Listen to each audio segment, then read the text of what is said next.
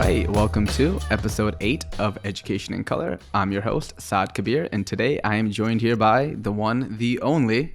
Jose Vilson. There you go. Take it away, Jose. Tell us a little bit about what you do. Let's go, gang. So, my name is Jose Vilson. I've been an educator for the better part of 20 years, actually. But really, I did most of my great work in Washington Heights, Inwood. Shout out to y'all. And of course, 15 years in middle school math teaching at IS 52. And then I spent the last 2 years being a doctoral student at Teachers College, Columbia University, studying sociology and education, really studying our work and us. And then, of course, in the interim, also doing the work of EduColor, which is an organization dedicated to race and social justice issues. And I'm the executive director. It's been a blessing. So that's what I'm here for. And now that explains why you have such a nice hoodie, because I'm assuming that's the EduColor you were mentioning, correct? That's right, gang. So, we have the swag every day, all day, but more importantly, the work. It's really about the work and trying to get more people motivated towards the work of teaching, towards the work of leading and really being out there for our communities, our students and families. So that's the work that we're doing right now. Nice. Thank you for that. Now we're going to be moving on to our first question, which is, walk me through your educational experience growing up and kind of your relationship with school and education in general. Yeah, I love this question because what a lot of folks don't understand about people who are really about that life in teaching is that we had very formative experiences through our K through 12 education. So I actually started, I think back when I was 3 years old at University Settlement. And from there, I went to pre-K in a PS 140 down on the Lower East Side. That was public school. I did it from pre-K to 6th grade. And that was a very formative experience, not just because it was truly a vision for multicultural education. We had people from all over the city, but more importantly, like we had, Puerto Rican folks, Dominican folks, Black folks of all stripes. We had Chinese specifically folks because Chinatown was right next door, right? And so, and of course we were taught by predominantly Jewish women. So not only were we, right. So as a Catholic, I was celebrating Rosh Hashanah sometimes with my people. They would take us to synagogue and we, dip the apple in the honey. Like that was a thing too. But then sometime around 6th grade, my mom was like, okay, well, we got to move you to a Catholic school. I said, fine. Like that was her choice, not necessarily mine. But even still, shout out to Nativity Mission School, which unfortunately is still not around, but it's inspired hundreds of nativity-like schools all across the country and the world. That was my middle school experience. And then I went to Xavier High School for 4 years, which is also an all-boys Catholic school up in Chelsea. And then I went to Syracuse University for 4 years. And that's really where my formative years started taking place. So I really went from public, private school, being at home. But then I went to Syracuse University and I was like, oh, I got to be a man now. But within that, I also started to learn how I wanted to be a teacher because of the activism that I was doing as a student. And so it was so powerful for me to and I also got to shout out the Boys Club of New York too, because that's where I got to watch Eyes on the Prize, of seminal documentary about the civil rights movement. And even though I didn't have the language, it planted the seed in me to then become the activist that I wanted to be at Syracuse University. And then in Syracuse University, it was like, okay, I could take that activism and putting it to something like teaching. That was so dope for me. And of course, I was doing computer science in Syracuse University because, the way our parents are, they're like, oh, you got to make money. So you got to become a doctor or a lawyer. Mm-hmm. Oh, you want to be a computer scientist? I hear about computers. Oh, you're going to be making $60,000 when you come out of college, right? And then that senior year, I was like, maybe I don't want to do computer science. Maybe I want to do what? You want to do what? You want to teach? Right. But you went to... I don't know why you went to Syracuse University to do computer science when you're just going to become a teacher. Just become okay, I bet. Of course, I didn't tell my mom, I bet. Right. That would be, you know how that's going to go. Next day is going to be missing child. You know what that's about. But generally, I find that there were so many misperceptions about teaching. And I wanted to come in to not just learn the mold, but then break it pretty immediately. And I think I've done a good job of that over time. Thank you. And you mentioned that the activism part of your career stemmed, I guess, as early as Syracuse University. Kind of walk us through a little bit about some of the activism that you did at Syracuse. Well, I'll start off with a little bit of acknowledging some present day ancestors, the Sonia Sanchez's, the Amir Baraka, bless him, I got to meet Stacey Ann Chen. I got to meet Felipe Luciano, who was one of the presidents of the Young Lords, Bobby Seale, Angela Davis, like you name them. I was like, I got to listen to these luminaries, and they were really prominent in my formative years as I was learning the language of activism, right? And of course, my first class that I took that was computer science was African American Studies 101 with Wilson Grady Willis. And, I started to really get a broad sense of how important it was to become the Black Latinx man that I saw myself to be and who I wanted to be as a person. That activism led me to, become part of at least 12 extracurricular organizations, including the Student African American Society, Caribbean Student Association, Asian Students in America. Yes, I was in that one too. Like, I just want to be in all the gangs, all the things. But I was really proud of my work as the education chair in La Lucha, where that was the premier Latinx organization on campus at the time. And we were really trying to build bridges across multiple peoples over time. And, we were doing alliances with all sorts of folks, including the LGBTQIA organization on campus, including the Student Association on campus. Like, we were really out there doing some things. But I found it most powerful when we were doing teach-ins. So, like, I would do a teach-in on Cesar Chavez, for example. And I was like, oh, I'm doing teach-ins. I might as well teach. And it's interesting because the first foray into teaching was Teach for America. Like, I applied, and Frank, I didn't get in. That's not their fault. That was mine. My lesson was trash. Like, now that I'm reflecting on Right. it, like, I was not prepared. I was doing too much, and I should have just came in a little bit more thoughtfully. And not till I graduated, and I wasn't employed for those 6 months, but I still continued the activism, that I realized that I need to take it more seriously. So then eventually I did get into NYC Teaching Fellows after I graduated, but Syracuse was those formative years of really instilling in me why it is that teaching mattered. And if it mattered for the folks who were graduate students and people who were in the college space, that I could do it even more so for the folks who were in that K through 12 space. And of course, not to mention, there was a whole big narrative about students dropping out, Right. the disproportionate number, especially of Black and Latinx boys who were dropping out in that freshman year of high school. So I was like, in order to influence that, I need to go to middle school. And that's what I ended up doing. Right.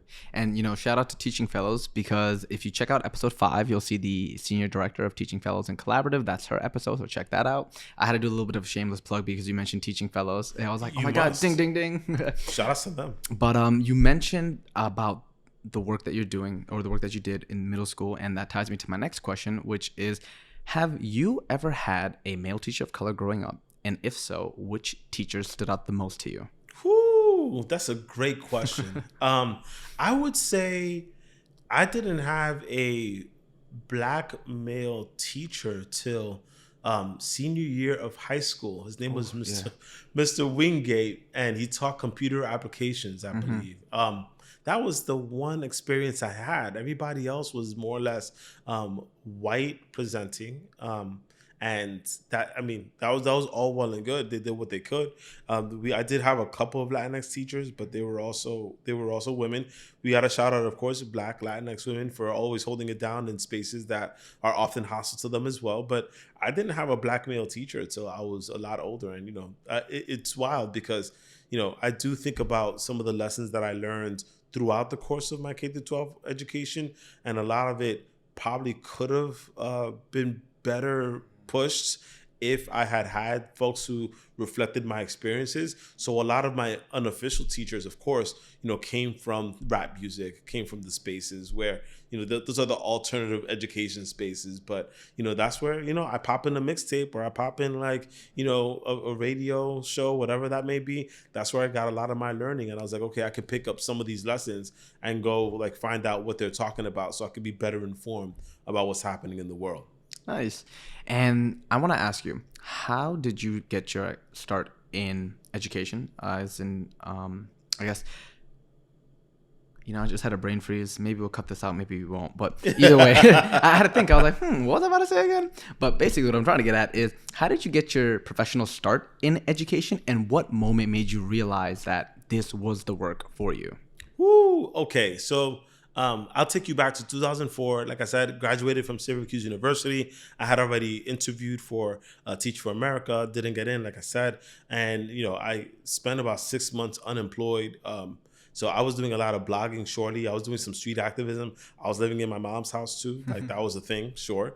But then I got into a job that paid less than a high school senior would have. I got it from a referral from a friend. He's like, Jose, you sure you want to do this job? I had this job back in high school. I was like, I will take it because I need the money. So I took the job. It was in education database type work, and I was doing transcribing. I was doing whatever you call it. And I was like, in the back of my mind, though, like teaching is the thing that I want to do. But of course, I started to see some data over time, and people were doing their research, and I was like, like this is giving me real, a real vibe for what's happening in our schools right now, especially post the passing of No Child Left Behind, and how important it was for me as an activist, as a Black male Latinx person who speaks English and Spanish, to go into a school and really try to affect change, and how often it is that, for example, we don't get people who can speak directly to computer science, computer engineering, who are in the STEM topics, who can go back into the schools and try to get more students to have more opportunities to do that work. It was just a powerful moment where I was like, okay, like the activism, this is the thing that's calling me right here, right now. And so when I eventually applied for NYC Teaching Fellows, at first I got a rejection letter. I was like, okay, that's not a problem. A couple of weeks later, they're like, actually, I think we need you, actually. Yeah. So I came in and I was like, yes, I did it. And, I had to tell my old job, like, hey, like I'm going into teaching. This is the thing I want to do. And it was just a powerful moment, because that's when I said, okay, so I've been granted the opportunity. I got the shot to do it through NYC Teaching Fellows. I'm going to do this summer intensive program. And of course, they gave us a whole extra week because we're math and science folks. So they have to prepare us for the math tests. And, we did what we had to do there. But yeah, like that gave me the reason. It was like, we have some things that we need to work out, and I get to do it within school, and I get to get paid for it with benefits. Oh, we're here. We're doing this. Right. And you mentioned that you've been teaching for like over 15 years. And I'm assuming that primarily you taught within a school that was in the DOE. So I want to ask you, how was your experience just in the DOE being a teacher over the past 15 years? And what changes have you noticed throughout your career? I think there's some things that are worth acknowledging. Yes, the job is difficult, but eventually it is rewarding. I had 15 years. I think for the most part, they were successful. I mean, I do speak very often as well about the couple of years that weren't as fruitful. Generally speaking, I don't blame children for the things that they come in with. They carry a whole lot of things that unfortunately we as individual teachers can't always resolve, right? But yet and still, like, they provided some of the best moments I'd ever had. Every graduation felt like a championship. So like I would come in with a bunch of different rings, like, yo, like my kids did this, my kids did that. I was like, I'd be glowing about them. But I stayed in that school because there was a real strong sense of the school being the hub for the community. Like the number of people who would like salute me on the street, would like drop by and say, yo, what's up, how's it going? Or the parents who they trusted me with their first child. Then a few years later, their second child. Right. Then a few years later, the third child. Then I was like, I graduate, and like by the third one, I come to that graduating, so I'm like, I had all three of your children, so they're all mine technically too. Right. And like the parents would be laughing along with me, like they never got offended because I was me, right? Like I would build relationship with them pretty immediately too, because every September I made it my business to call every single parent, right? That was such a powerful moment for me. So I got familiar with, where they were at. I'd go to the community events where possible. I met with a lot of the political representatives, just because I wanted to get a strong sense of the community and be connected to that, even though I never actually lived there. I lived only a few miles away, surely, but my schooling experience with the students has always been powerful. Of course, does it mean that my relationship with the adults was always great? Right. Not always. It's ironic, right? Like sometimes we find as teachers, we get along better with the kids than the adults. Almost always. Almost always, especially if you're doing this work with that, I guess, that radical sense in mind. Like, I didn't worry, for example, about bulletin boards, but unfortunately, some of my administrators did. I didn't worry about portfolios the same way, yet they did. I didn't worry about some of the compliance stuff. But I think what really carried me over was my relationship with students. And so, like, the students would often be the advocates for me. You know how the students, they gossip. Right. They're the biggest gossipers, Yeah. But if you can turnkey that to make it good gossip and let them spread the word about you, then it makes you even more powerful for the things that you actually want to accomplish in the classroom. But of course, I also want to shout out many of my peers who, like, they were professional staff, folks who really cared about kids. And, there were a plethora of administrators as well. I mean, the current principal that's there now, Principal Sandra Caper, shout out to you. Like, she was the best principal I had. And unfortunately, it took me 14 years for me to get her. So then by that last time, I didn't get to really stay there. But, I got to see exemplars of great teaching. I got to see great examples of great studenting and the level of community. I mean, I carry that with me wherever I go. Right. And when it came to your instruction in the classroom, I want to ask, did you ever try to incorporate your cultural upbringing in the classroom? And if so, how? The first few years were funny because, they always told you don't smile till September, till December. Don't get too caught up in being with students and being personal about it. But, I would always do this thing because, of course, I'm Black and I'm proud to be a Black man. Don't get me wrong. And I'm Black Dominican, Black Haitian. So, of course, I would speak to them in English. I'd say all the things in English, right? But then I'd call the parent and I'd call them in Spanish. Yeah. So, like, they started to figure out that it wasn't being translated for the parents. It was me speaking to them in Spanish directly. They'd be like, why'd you call my house? And I'm like, I just want to say hi to them. And they'd be like, that was you on the phone? That was me on the phone. So I would just totally trip them out that way. And eventually they caught on that, yes, I was Dominican. But then, something that occurs over time, like I said, once you start teaching that second or third child, that usually means that the community already knows you and the little tricks that you try to pull. So I just started speaking English and Spanish more regularly. I was like, let me incorporate so much of that so people get a sense of like, no, actually, he knows our culture. He cares about us in this way. And he fully has that understanding as soon as he steps in. He doesn't have to learn all this stuff that we know about and we talk about. And that was so powerful. And the parents were especially trusting. And as our population started changing, because we went predominantly Dominican to like now we started incurring some Yemeni students. We also, like Washington Heights has a lot of Yemeni folks who, came in. There's a lot of situations happening across the ocean, of course. But it was so dope to be part of that. And of course, our Central and South American, our Mexican, our Colombian, our Ecuadorian folks. I'd always have like a few, but now it feels like almost a third, if not like half of my classrooms were like that. I said, I got to speak Spanish more thoroughly and get better at it so that I can translate the language and then help them get acclimated to the English language as well. So, yeah, I needed to do that. And more importantly, build that trust right from September so that they felt like they had somebody who actually cared about them on a regular basis. It's funny that you mentioned the whole the Spanish thing, the Dominican. My best friend is actually Dominican, and the only thing he's taught me to this day is que lo que. But I'll get better at it as time goes. Oh, and pásame la hookah. That's it. But that's mainly because of Bad Bunny, though. But oh my God, it's so impactful though that you were straight up calling them and talking to them in their native language. Because me specifically as well, when I had to speak to some parents and I spoke to them in Bengali, they were like, "Wait, what?" And they'd be caught off guard at first. They'd be like, "Wait a minute, are you the teacher?" And then I'd be like, "Yeah, I'm the teacher." And then you notice how much they open up. Yeah. Because what I've noticed is people, and especially I guess first generation immigrants, they're very intelligent in their own language, but because they may not have, and I'm not speaking for everyone, some people have different, varying degrees of comprehension of English. Of course. But I've noticed they are much more intelligent in their native language than, let's say, when they try to speak English, because they can't properly articulate the complex thoughts that they have just because of that language barrier. So then when you strip that language barrier away, you realize, oh my God, there's so much that they know and there's so much that they can offer. And I've actually taken a lot of what my the parents that I've talked to have said and incorporated it in the classroom, and I've noticed how it worked wonders, not just with their kids, but with all of the kids. Mainly because they themselves want to have a part to play in their children's education. It's just sometimes they feel like it's hard or maybe it's daunting to actually take that first step to be like, oh, we would want to see more of X, Y, and Z incorporated in the classroom because of these various reasons.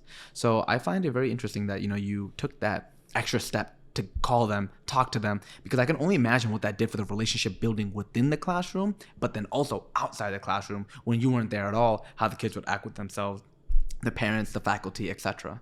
I want to offer a challenge. This is the first time I'm offering this challenge to anybody who's listening. If you're riding an Uber, if you're riding a Lyft, whatever livery service that may be, and you have a driver who is maybe first generation, just recently immigrated from their country, I would like for folks to ask them what their occupation was back in their home country. People would be surprised how many engineers, doctors, lawyers, people who are real like high level professionals in their home country, and how they often have to come here and maybe work a menial job just to make it like in the interim, or like to provide for their children. So there are sometimes, and whether they were Bengali, South Asian more generally, East Asian, Dominican, Colombian, like they would tell me these stories and I'd be like, oh my gosh, this is so real. Like, they sacrifice so much just to be here. So as teachers, because we innately have to build up a rapport of active listening, it becomes even more important for us to say, you know what, like, we got to have empathy for the fact that they gave us the best product possible, because they're really sacrificing themselves for their children. So we also have to find ways to ingratiate ourselves to our communities, because they really, really care. They care so much that they're leaving their children to us so that they can go ahead and put that work in to make sure that they can provide for their families. Mm-hmm. It's so powerful. And, I've always looked at education in the sense of a triangle, 3 points in a triangle. You have the teacher, you have the student, and you have the parent. When those 3 points of the triangle can work harmoniously and cohesively, then the end result is amazing. There's been times when I've had such a great relationship with the parent, the student, and then the kid will be able to learn so much more, even if they struggle with certain things. Just having that positive environment where everyone is invested in your own success makes a kid feel so much better than if it's an environment where, let's say, the teacher and the parent are at odds. Then you're always getting two different types of viewpoints. And I always like to think school's a second home. You're spending 8+ hours there as a kid, and when you account for sleep, then quite frankly, it is a 50-50 split between school and home. So when you look at it that way and you have two differing viewpoints, especially if the teacher and the parent don't get along, then the student ultimately is the one that suffers and is in turmoil, because, at one point it's like, I want to listen to my parent. They know what they're saying. But at the other point, my teacher knows what they're saying too. But that's why I've always found it's the best to compromise and actually get on the same page as who you're educating and their parent, because it's a group thing. The instruction that they're going to get in school, if it's not reinforced at home, then it may be lost as well. There's been so many times where I've seen kids, they've lost a lot of the content knowledge that they gained over the years just because they don't practice as much at home. And sometimes too, it's not even their own fault. Sometimes parents have to work 2 jobs or multiple jobs, and they can't be at home to always drill in these things to the students. So then it becomes more of a, I want to say, quote unquote, burden to us as teachers to then make up for that void. But then also, when it comes to making up that void, the connection matters immensely. There's been so many times where I've had students who they were just not interested at all until I mentioned something that they like that's not even related to the content in any way, shape, or form. But then their ears perk up, their eyes start to shine, and then they're like, okay, now we're a little bit interested. For my kids, it was always anime. Like, if they weren't interested at all, I'd bring them anime. Everyone would listen. Talk about it for 5 minutes, talk about what I like watching, talk about what they like watching, and then we get to learning. That's it. They'll learn quietly and they'll learn great, and they'll ask all the thoughtful questions. But the crazy part is, we weren't talking about content to get us to there. We were just talking about what we're doing, what we like, us as humans. But that human connection is what they crave. Because one of my mentors throughout college told me this, and it will stick to me to this day. Like it or not, kids don't come to school for you, they come for their friends. And once you learn how to harness that, then you'll be able to educate the kids in a way where, all right, it's not like we're going to be your friend, we'll be friendly, but there's still that thin line of, okay, we need to instruct you on the content. But that doesn't mean that we got to be stone cold, like you were saying, like, oh, don't smile till December. I couldn't help but smile. Like, the second I was there, I was just like grinning ear to ear. And my kids would always clown me because in the beginning of the year, I'd tell them, I love you guys. You guys are my first class. We're going to do this all together. We're going to have fun. And they'd always clown me. Oh, Mr. K, you're saying you love us. We don't love you back. I was like, watch in 3 months what happens. 3 months later, they're telling me they love me. And I'm like, I don't love you guys back. I was like, nah, I'm kidding. I love you guys still. But I love that. I just want to add actually 2 things to that. Number one is that I don't know. I might disagree with the notion that they don't come just for us too, because like there are times when I definitely have students who they needed that stability in some ways too. So having somebody like me who was generally calm, generally firm about things really helped them, because they were like, oh, like this man graduated from Syracuse University. This man knows my parents. This man like has taught at this school for X amount of years. So there's something about what he's doing that I kind of want to pay attention to. And they may cut other classes, but they'll show up to mine. Right. That was a powerful narrative. The second is that I remember my first year, and actually this associates to some of what you were talking about. My first year, like people were like, oh, who's this kid? Like, what's going on with him? Why is everybody talking about him? I had 90 students that first year. Out of those 90, I had maybe 66 of their parents show up for the first parent-teacher conference. People were like, damn. Well, of course, that totally like breaks the stereotype about, how parents show up, right. yada, yada, right? But, and like they come in, they were like, oh, like you're Mr. Vilson, and I heard about you, yada, yada. I'm like, oh, that's right, because it's me. Like in the back of my mind, but in the front, I was just like, I'm here as a service to the work that y'all are doing, and I want to thank you and appreciate you, and let's talk about what's going on. And just like you said, we had some parents where, like it's not just 9 to 5. Like I'm working from midnight to 6. So sometimes I can't be there in the ways that I want, but maybe Diti's taking care of them. Maybe like grandma, grandpa, like my sister's taking care of the child while I'm at work I'm trying to build income for both households, right? Like that was a powerful thing. And third, you mentioned about friends. I had this one year that it was pretty awful from an adult standpoint. Yeah. I would leave it like that, right? But the Danielson framework had come out and people didn't think that I was actually teaching well. It's like, all right, no problem. So I was trying to be strict and a little stricter than I wanted to be because of what I perceived to be my job being in peril at that time. But I would like come around, I'd, say what's up to people, like check out what they were doing. And one of the students stopped me and he says, Mr. Vilson, what?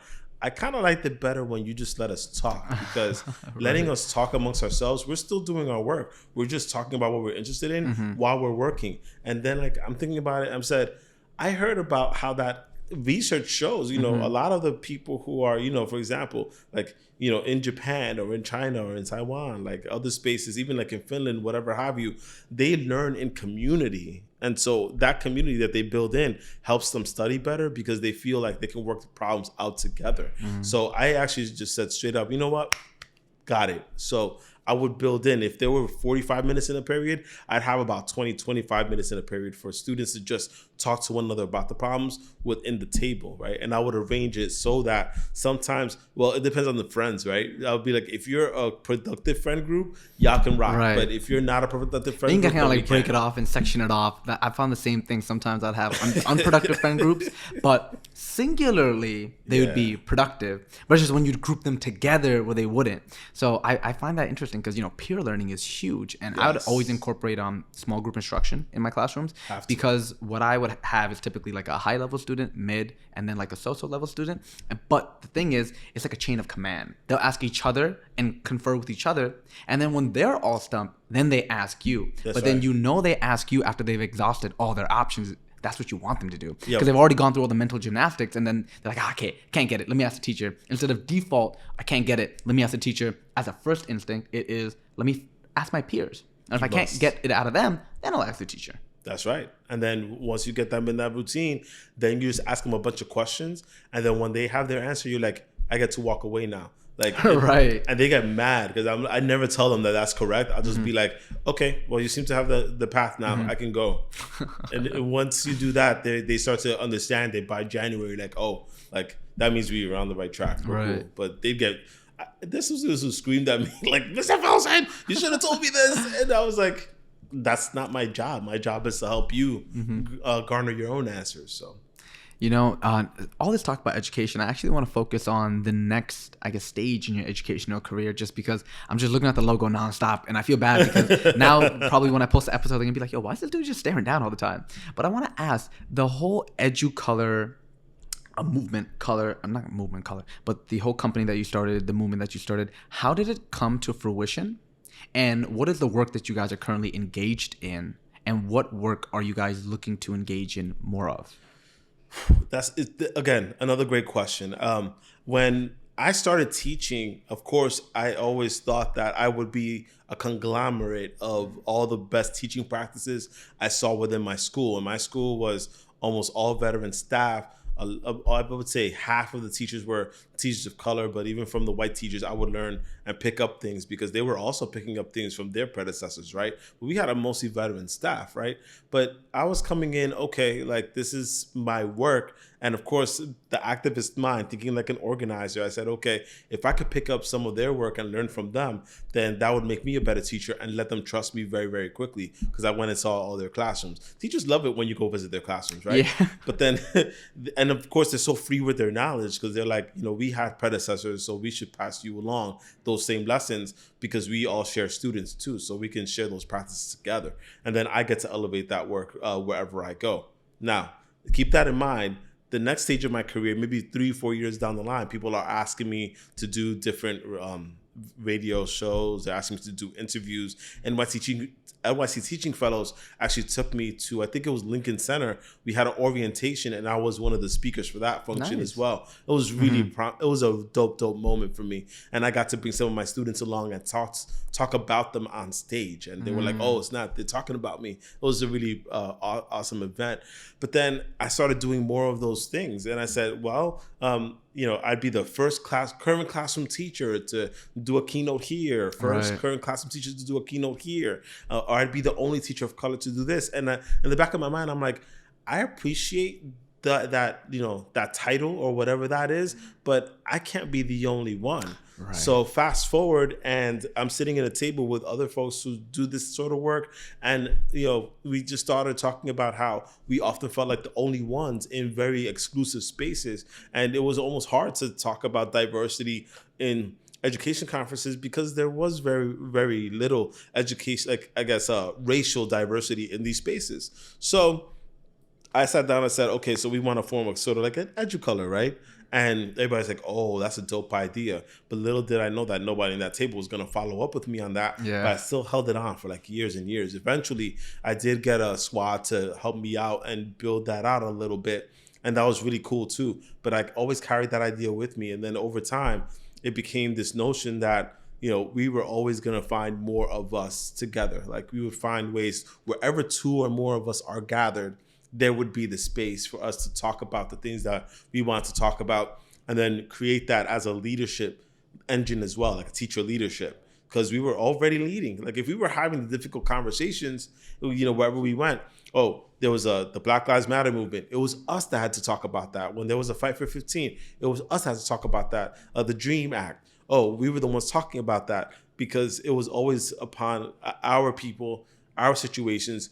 We had to be the ones to advocate for these things often and again. And of course, we were also feeling the effects of whenever there were awful policies. So whenever there were under-resourced schools, budget cuts, too much policing in schools, any number of those effects, it was always teachers of color who were feeling the brunt of what was happening time and again. That's why, for example, teachers of color are more likely to leave than their white counterparts, regardless of whatever topic you talk about, pay, working conditions, benefits, wherever you look at, they're maybe they care about the same things, but teachers of color are more likely to be in situations where they're not going to get the benefit of a doubt. So EduColor became the space, one of many spaces now, but at the time, like we were a digital facing first space that allowed for people to have the conversation more thoroughly with people who they might not otherwise have community with, until we pulled that in and used those digital tools. So, we built out a Twitter chat. At one point, we were like second only to like the NBA draft at some point, or whenever we had a chat. Like that was phenomenal, the numbers we were doing. Same with some of the conferences and summits that we put together. Our virtual summits had people like U.S. Secretary Cardona. That was really awesome. In the past summit that we just had, Jacqueline Woodson came through. We've had some really big speakers from all over the country come through. And generally, we just trying to build things out for people, by people, because that's the thing that matters the most. Like, we are a critical subset of the teaching profession more generally. And so, being able to model in this way sustainably so that people can actually stay in the profession and feel like people actually care about them, even if they're the only one in the building, they don't have to be the only one in the profession. And that's such a powerful model for us more generally. And do you guys have a website that people can visit? Yes, sir. We have educolor.org. That is the space where we have all of our stuff. We have all of our partnerships lined up there, including, of course, TED. We work with them. We work with the Center for American Progress. We've actually done collabs with NYU Metro Center, which is right down Manhattan. We've had some really good stuff happening. And of course, we have some resources for free for everybody on there and a list of books that all of us kind of read. So we have kind of like this common curriculum that everybody knows, like, to read or research. Like, we've been really good about that. But most importantly, we have a membership platform now. And that's allowed us to reach even more people and have people say, oh, I want to reach out to that person. Oh, we probably have them in membership. I mean, we're still building it out, but it's been a thing that has allowed us to be free from some of the more, I guess, corporate spaces that sometimes control our content. We don't have to be, we can be in control of it independently and on our own. Nice. So if you guys want to visit EduColor, it will be down in the description. And the one thing that I do want to say, and this is funny, because when I was first creating the podcast and I thought of the name, Education in Color, I always Googled the name prior just because, I don't want to get sued or anything. So I Googled the name Education in Color, and like the first couple of results that kept popping up was EduColor. And I'm like, what is this EduColor thing? I'm like, I hope, if I make education in color, it won't be close enough to where it's like, okay, Saad, now you have a letter from a lawyer saying that you have a cease and desist. You can't use this name no more. Damn. But I won't sue you, I promise. All right, cool. Now I'm happy. But I do want to ask you, with all the experience that you've had in both the public sector and now, even though you are doing public sector work, you are, I guess, in the private sector, I want to ask, what advice do you have for new or aspiring teachers? Okay, so my people who are new and aspiring teachers, first and foremost, the best advice I can give anybody is to really learn who you are as a person. Know who you are, because once you learn who that person is, and that person is going to evolve over time, because that's what time does. Once you learn who you are as a person, then you also learn who you become as a teacher.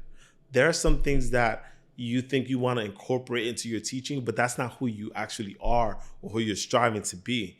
Versus practices that may be more aligned to how you want to view the world, how you see the world, right?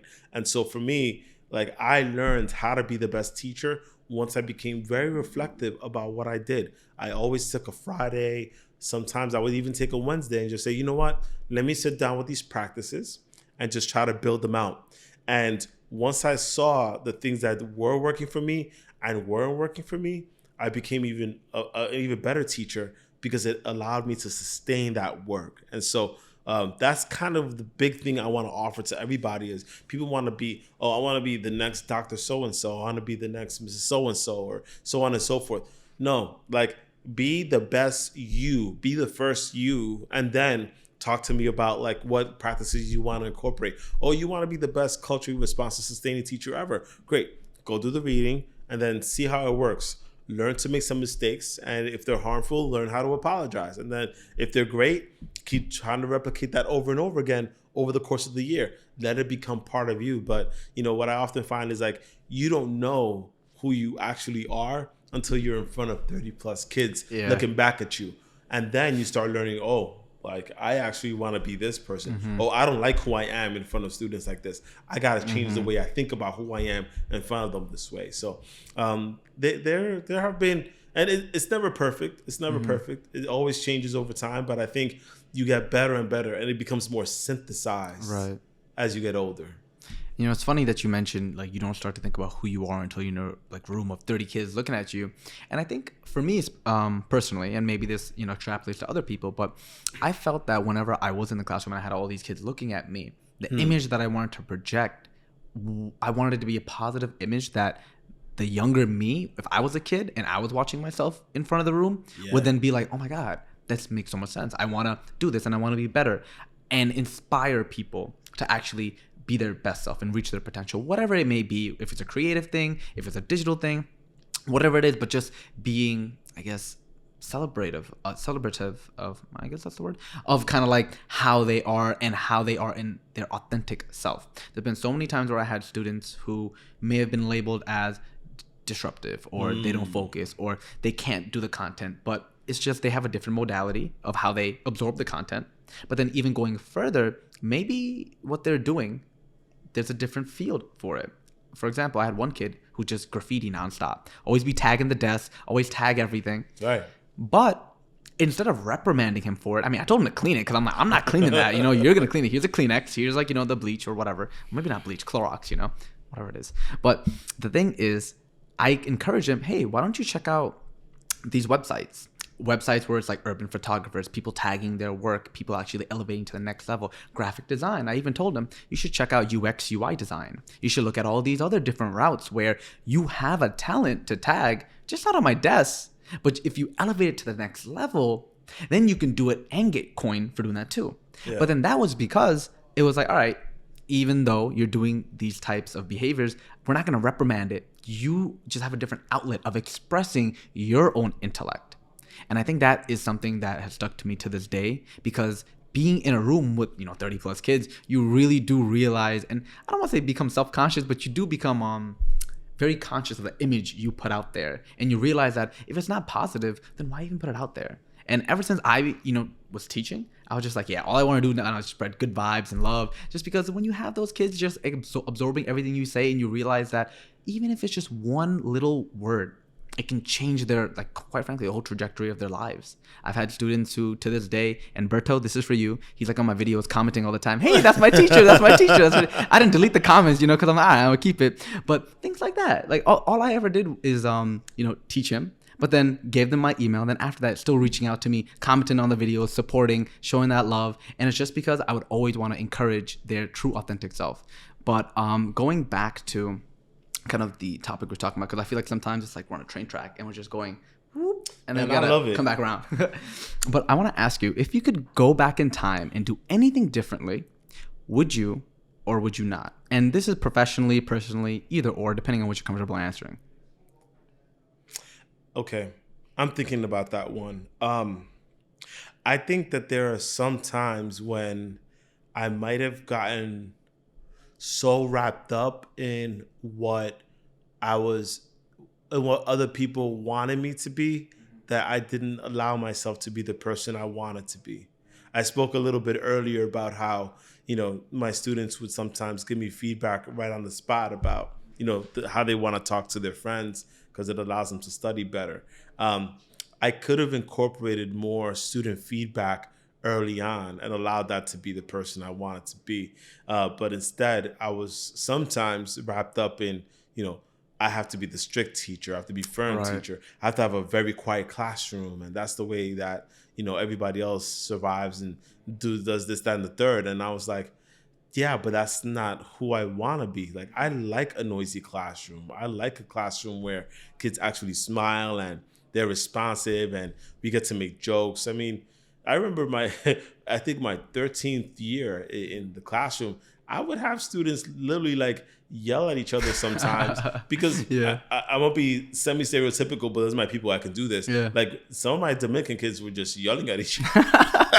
Like they'd be like, yo, that's how I want to answer this. But I'm like, they're passionate about the math. Mm-hmm. We can talk about some of the behaviors perhaps later, maybe pull them on the side, critique them. But like the fact that they were passionate about math was a good thing. But then, I'd have one administrator who totally understood it. And I'm going to shout him out too, Mr. Saad. Thank you for, being who you were at the moment that I needed that. But I felt like there were people who were consistently trying to put me in a mold that I just was not. And they would say, well, you don't have an organized classroom. You don't have kids who are quiet, yada, yada. But there's sometimes when it was just like, they just didn't like the administrator walking in at the time so that they would act that way. But for me, I wanted to be somebody who was that, like, I want to be firm, and I kind of wanted to like be the jokey. I had the sarcastic part about me always, and then but also show them a little love too, because a lot of our kids really needed that love and needed that tender, loving care.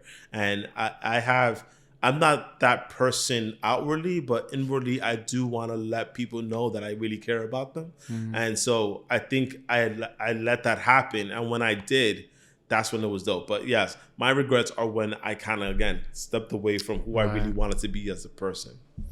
And so wrapping up our segment, I want to ask you, I guess I was going to say 2 questions because I was thinking more so kind of like, philosophical type of stuff. But I'm thinking more so, what do you have planned for the future? Where do you see yourself in the next 5-10 years? And if you, not if, but where do you also see EduColor in 5 to 10 years in addition to yourself? Well, if I'm fortunate, there are some things that I would love to have seen. Number one is that in 5 years, I would like to see the teaching profession change to the point where we do have educators of color, whether they be Black, Latinx, Indigenous, even, you know, our MENA, SWANA folks, anybody who, you know, for folks who are from the Philippines, for example, because I know we have a large set of Filipino people in the city. We need more representation, surely, but we need folks who also feel like they belong. That would be the most powerful marker of the work that EduColor did, because EduColor really is, in my opinion, a teacher leadership engine in that way, because our leadership is in the work of talking about race, class, culture, and all the things that identity work that we allow students to feel like they belong. That'd be number one. But then secondly, I would love to be able to visit as many classrooms as possible across the country and be able to affirm the work that's happening in there, even as I'm being critical about it more generally. Like I was able to visit the John Muir High School over in Pasadena, California. Octavia Butler and Jackie Robinson went there. Oh, really? Yeah, that was really, really dope to be part of, because I got to do programming committee and then eventually the keynote, which is, anyway, that's a whole nother story. But I've got to visit Manuel Rustin, who's a award-winning Black teacher over there in John Muir High School. Really dope. And I got in their ethnic studies class for high school juniors, and I got to visit him. And I knew him already. I thought he was dope already because we've always had conversations. And as a teacher who's done it for 15 years, I know when I'm talking to a good teacher or not. Right. But to go visit his class and see the kids and see the way that he operates. Of course, if you go to the news channels, they'll tell you, oh, critical race theory, look at the way he's teaching, yada, yada. But you walk into that classroom and it feels like, oh, like this feels good. It feels like the kids feel like they belong. It feels like the teacher, like this is the heart work that really matters. And so I've been fortunate to not just have like 1,000+ students, but I've had many of those students become good teachers in their own right. Some of them have become award-winning teachers, and I look at them, I'm like, oh, that's so great. Yeah. But, and you know, of course I talk to them and they're like, oh, you're the best math teacher I ever had. I'm like, I love that for me, but I love it for you that you're an even better teacher. I want you to be better than me. That's the whole point of this. And so, like, I want it to be easier for you because you saw the struggle that I had to go through to become a good teacher. Now you get all the fruits of everything I did and then some. So some of them are like phenomenal teachers. I see the reactions that they get from students. I see the professionalism that they carry themselves with. But most importantly, how their communities react to having seen them. I'm like, that's the work that EduColor like hopes to do, is to leave a legacy so we can carry the baton forward much the way that it's been carried for us. I feel like that was like the perfect mic drop. I would actually drop this mic, but this is expensive and I'm not trying to break it. It's pretty rough. What I will say is I do appreciate the wonderful interview that we had. And before we wrap up, I want to give you the chance to shout out anybody you want, any stakeholders, people that you've met over the years. That's the camera. You can just point out to them, be like, shout out to you. Wow. Okay. So shout outs. I actually want to shout out the 1,000+ students who I've had, whether you were in my first year of teaching or my 15th year of teaching. Thank you for being you. You have allowed me to be the best teacher for you possible. And, you know, hopefully you'll give me the grace when I wasn't. Secondly, I want to shout out IS52 Inwood. Thank you for being y'all. My peers, y'all have been amazing to me. And you've allowed me to be the person who I am today as well. You've helped me grow in this way. Of course, shout out to the current principal, Miss Capers. I see you. Thank you for being you. And all my mentors for over time. Shout out to my EduColor squad, EduColor gang. You know what it is. We out here. But of course, shout out to my wife, who's one of the best teachers I've ever seen in my life. And because we got to meet at that first school, she eventually left, but even still, shout outs to you for being such a great educator and a phenomenal person through and through. And of course, shout outs to my son, Alejandro, who, Alejandro, you continue to be my primary student, and you're going to be the best ever because of the lessons that you've learned from your mom and your dad. So shout out to y'all. Man, I'm just feeling all the positive energy right now. And I'm getting like that, the butterfly feeling in my stomach because we're about to wrap up the episode. But Jose, oops, and I just smacked on the mic. That's how you know I'm excited. But Jose, thank you so much for coming out here and, dropping all these gems of wisdom. And the one thing I do want to say is that does wrap up. Wait.